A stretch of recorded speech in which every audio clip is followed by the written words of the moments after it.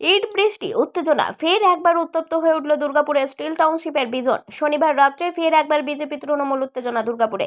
বিদ্যাসাগর এভিনিউতে বিজেপির দলীয় কার্যালয়ের সংঘের একটি বৈঠক চলাকালীন স্থানীয় তৃণমূল নেতা বান্টি সিংয়ের নেতৃত্বে হামলা চালানো হয় বলে অভিযোগ।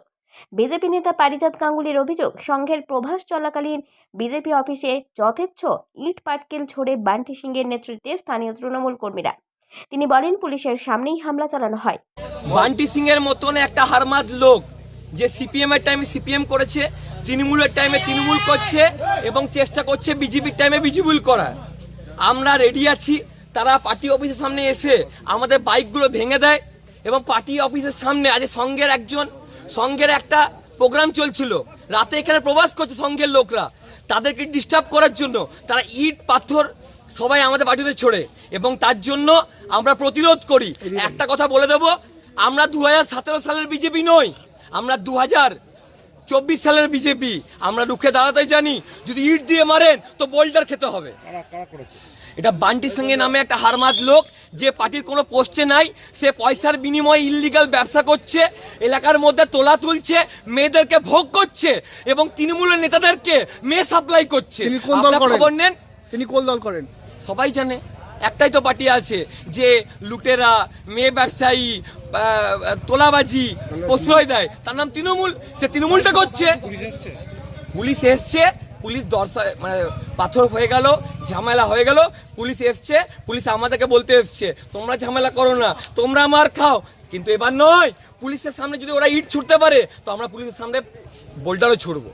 অন্যদিকে তৃণমূলের বান্টি সিং অভিযোগ করেন যে নিউ টাউন এলাকায় তাদের দলীয় কার্যালয় পাথরবাজি করে বিজেপি। ভোটের টাইম লোকসভা, তো আমাদের জমায়েত তো হবেই। আমরা লোকের কাজ করি, আমরা বাড়ি বাড়ি যাই, লোকের সুবিধা অসুবিধাগুলো দেখি, তার জন্য আমাদের এখানে ভিড় হবে। প্রথম কথা। দ্বিতীয় কথা, বিজেপি যেটা বলছে সেটাকে আমাদের ভেবে লাভ নেই, কেন ওরা জানে আমাদের অস্তিত্ব শেষ, ওরা 5টাও সিট পাবে না। যার জন্য ওরা এখন কি করছে, যেখানে একটু স্ট্রং আমাদের সব কাজ চলছে, যেখানে আমরা লোকের হয়ে পাশে দাঁড়াচ্ছি, ওটাকে ওরা করার জন্য জোর জবরদস্তি এসে একটা ঝামেলা সৃষ্টি করছে। আমরা ওদেরকে ধরবেকেও ধরি না। আর ছেলে দেখুন, যে আমাদের তৃণমূল দলে সবাই এখন আমরা সোলজার, আমরা দিদি সোলজার, তো আমরা তো এখন ভোটের টাইমে কাজ করবোই সব জায়গায় গিয়ে। তো এখন ওরা কি বললো সেটা নিয়ে ভেবে লাভ নেই। আর ওরা যে বলেছে কি আমার নেতৃত্বে কি হয়েছে, আমার নেতৃত্বে এখন কিছুই হয়নি। ক্লাবে ওরা জোর জবরদস্তি এসে ঢিল মেরেছে, আমাদের কেউ নেই ক্লাবে, সব যে যার মতন খেলা দেখছে, আমরা সব যে যার মতন পার্টির কাজ করছি, আমরা যে যার মতন।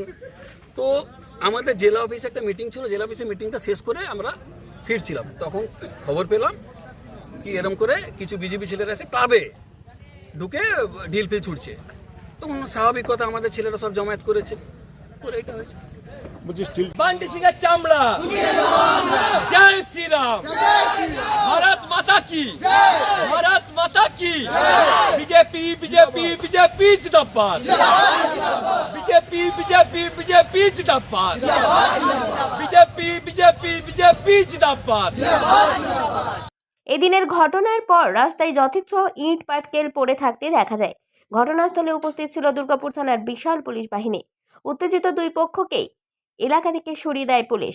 এবারের নির্বাচন ঘোষণা হওয়ার পর থেকে কখনো দেওয়াল লিখন, কখনো ফ্ল্যাগ ফেস্টুন ছেড়া বারবার উত্তপ্ত হয়ে উঠছে দুর্গাপুরের ইস্পাত নগরী। দুর্গাপুর থেকে কৌশিক বাসুর রিপোর্ট, 99 নিউজ বাংলা।